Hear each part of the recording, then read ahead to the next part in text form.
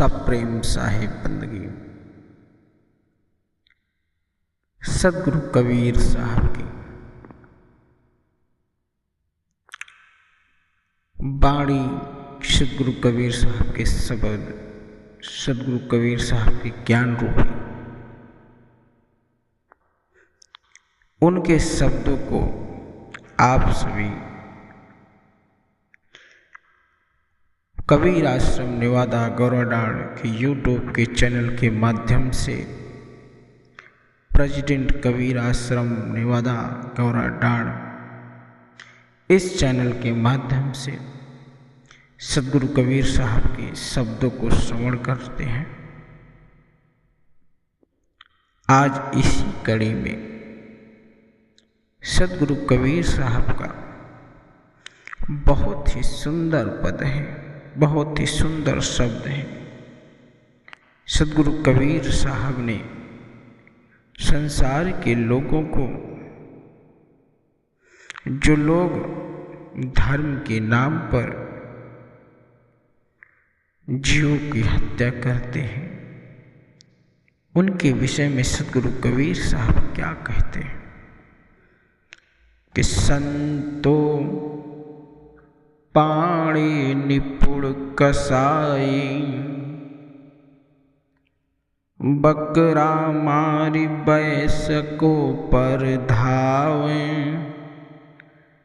दिल में दर्द नाई, कर स्नान तिलक दे बैठे, विधि सो देव पुजाई, आत्म राम पलक माँ बिन से, रुधिर की नदी बहाई, अति पुनीत ऊंचे कुल कहिए, सभा माही अधिकाई, इन रीते दीक्षा सब कोई मांगे, हंसिया वे मोहि भाई, पाप कटन को कथा सुनावे, कर्म करावे नीचा, हम तो दोनों परस्पर देखें, यमुलाए सो दोखा, गाय बधे ते तुरकय कहिए, इन तयवा का छोटे, कहाँ कबीर सुनो हो संतो, कलिमा ब्राह्मण खोटे। सदगुरु कबीर साहब कहते हैं कि लोग धर्म के नाम पर जीव हत्या का न्याय है, ब्राह्मण भी चतुर कसाई है, क्योंकि ये जीव हत्या करके पूज्य बने रहते हैं। देवी देवताओं के मंदिर में या देव स्थानों पर बकरा मार कर चढ़ाते हैं और भैंस पर भी धावा बोलते हैं।